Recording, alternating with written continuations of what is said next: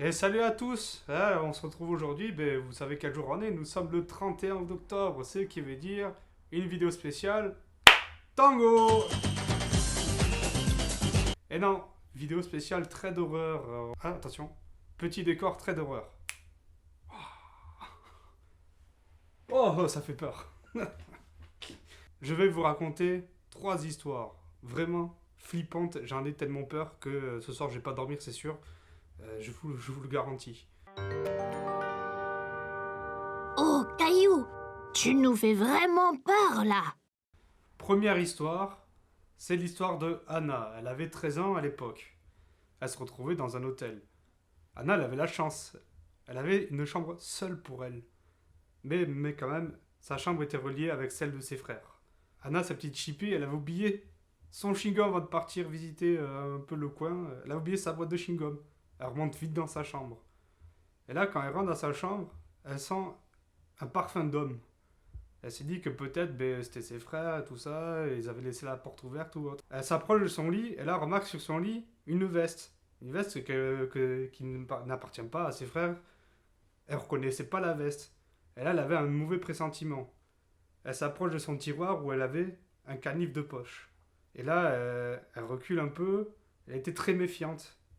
Et là, à un moment, elle s'est dit Anna, cours, c'est dangereux. Elle quitte sa chambre en toute vitesse. Elle dévale les escaliers pour retrouver dans le hall ses parents. Ses parents voient qu'elle avait le canif dans sa main. Et il s'est dit qu'est-ce qui s'est passé. Anna explique à ses parents. Et puis, la direction de l'hôtel a pris la décision d'appeler la police. La police a réussi à trouver 2 hommes dans sa chambre. Mais pas n'importe lesquels. C'était 2 hommes recherchés, car c'était des hommes qui faisaient partie de la mafia. Anna a vraiment échappé belle, hein. Ça aurait pu finir avec le remake des Parrains. Pas le 3, parce qu'il est vraiment nul à chier celui-là, vraiment. En vrai, Parrain 3, c'est vraiment pire qu'un thread d'horreur, vraiment. Nul à chier. Oh, Caillou, tu nous fais vraiment peur là. Deuxième histoire, et là c'est aussi une histoire d'une jeune fille, elle avait 7 ans à l'époque. Mais par contre, elle s'est pas présentée quand elle a raconté l'histoire, donc on va la surnommer Alexandra. Donc Alexandra, un jour, est allée voir sa grand-mère. Sa grand-mère, elle était très contente de voir Alexandra, c'était sa petite fille préférée. Du coup, sa grand-mère lui avait offert un baba Perrault.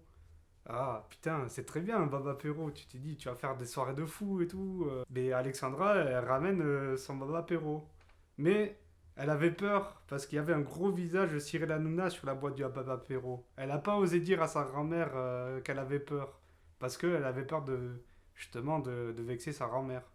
Donc du coup, dès qu'elle est rentrée à la maison, elle a dit à sa mère qu'elle avait peur de la grosse tête de Cyril Hanouna. Donc du coup, sa mère a pris la décision de monter le baba Perrault dans le grenier. Les jours passent et plus les jours passent, plus Alexandra se dit ben mince, ben vas-y, je vais descendre le baba Perrault. Ma grand-mère m'a offert ça, je vais le mettre dans ma chambre. Elle va au grenier, elle prend la boîte de baba Perrault et elle le met sur son bureau. Pendant les nuits, elle commence à mal dormir. Elle avait un mauvais pressentiment. Elle se réveillait à chaque fois vers 3 h 4 h du matin. Toutes les nuits, elle se réveillait à ce moment-là. Parce qu'elle pensait à chaque fois à cette boîte de jeux de Baba Perrault. Une nuit, elle est vraiment réveillée en sursaut à cause des cauchemars qu'elle faisait. Et du coup, elle a renversé la boîte qui était sur le bureau. Et donc, du coup, elle est partie voir sa mère pour dormir avec elle pour terminer la nuit. Le lendemain, quand ils sont revenus dans la chambre, la boîte de jeu était revenue sur le bureau, mais le visage de Cyril Hanouna avait disparu de la boîte. C'est un mystère. On ne sait pas où est parti le visage de Cyril Hanouna. Sa mère a décidé de remettre la boîte dans le grenier. On pensait que cette histoire allait se terminer là, mais pas du tout. Maintenant, elle continue à faire des cauchemars et elle entendait le rire de Cyril Hanouna. Toutes les nuits, le rire de Cyril Hanouna, elle en fait des cauchemars vraiment horribles. Un jour, sa mère décide de se débarrasser de tout ça. Elle monte au grenier pour prendre la boîte et la jeter. Sauf qu'elle trouve dans le grenier Cyril Hanouna en train de jouer au Baba Perrault. Sa mère, elle ne lui a jamais dit comment elle s'est débarrassée de Cyril Hanouna, mais elle ne fait plus de cauchemars de ce qu'elle dit. Elle ne pourra plus jamais regarder TPMP. C'est la fin de cette deuxième histoire. Franchement, ça m'a un peu chamboulé le cœur. J'espère que vous aussi. Caillou, tu nous fais vraiment peur, là. Maintenant, on passe à la troisième et dernière histoire. Faudra s'accrocher cette fois-ci parce que celle-là, elle est vraiment hardcore. Donc, c'est l'histoire de Abel. Abel qui avait 10 ans à l'époque. Il sortait de l'école. Pour rentrer chez lui, il avait deux chemins. Un chemin plutôt cool, mais plutôt rallonge. Mais au moins, il était accompagné de ses potes avant de bifurquer. Le deuxième chemin, il est beaucoup plus court, mais ça le fait passer dans une forêt. Et une forêt qui lui fait un peu peur. Et ce jour-là, il avait décidé de prendre le chemin le plus court.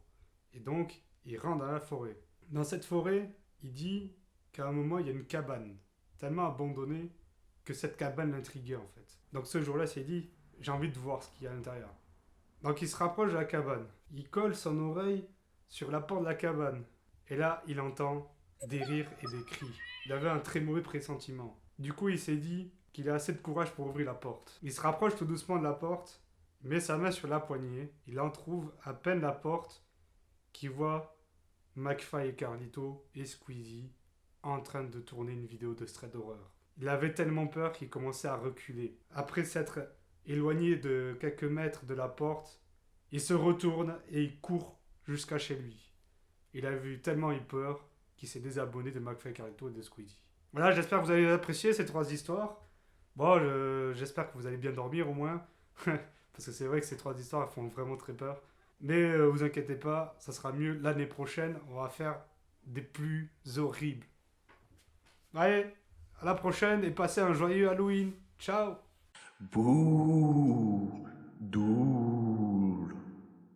Ah, je suis un screamer. Ah, je suis un screamer.